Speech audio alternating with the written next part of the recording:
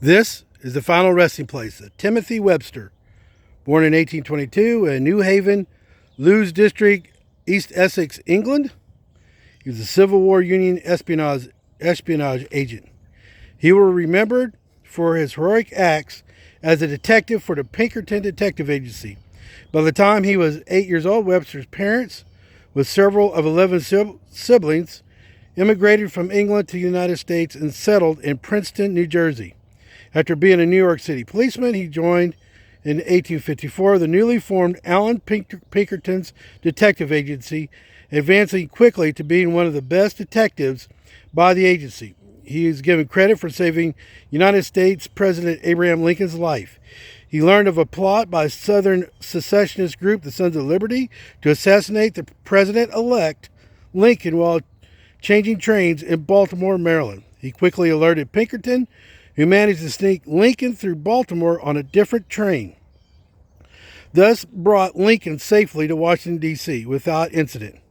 After the Civil War started in 1861, he was stationed in Richmond, Virginia, then given the task of spying on Confederate forces and reporting to Pinkerton. He traveled freely throughout the Confederate States.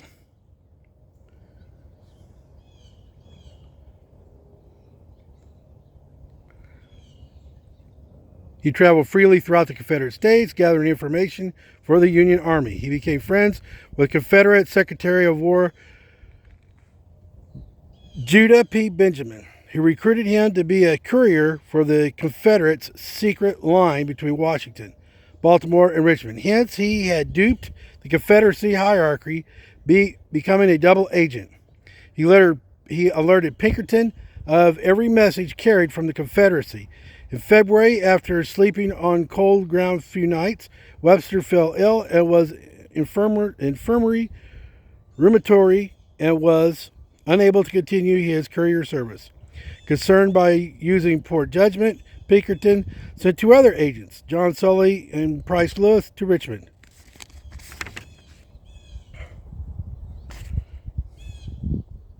Both were recognized by locals.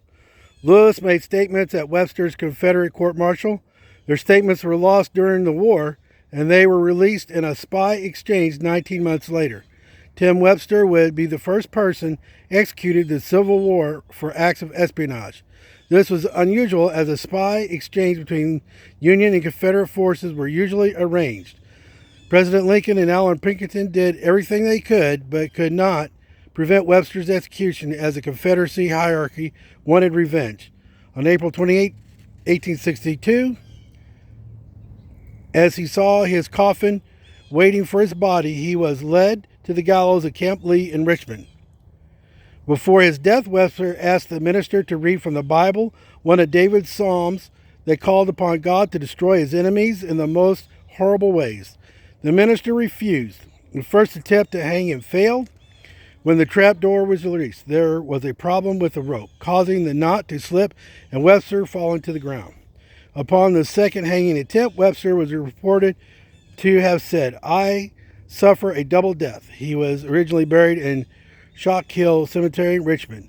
After the war in 1871, Webster's body was transported to his final resting place next to his son and father. Webster's only son, Tim Jr., died after his leg was amputated in July 1864 in a Confederate prison camp at Mobile, Alabama. Allen Pinkerton would later say that Tim Webster, no braver nor truer man died during the War of the Rebellion than Tim Webster. His marker states, "I died for my country." He died in 1862, Richmond City, Virginia, and he's buried here in Ornaga Cemetery, Ornaga, Iroquois County, Illinois.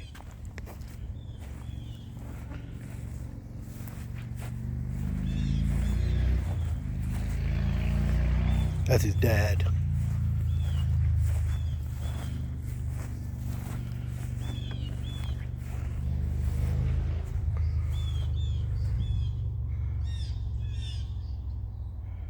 I think that one is his son.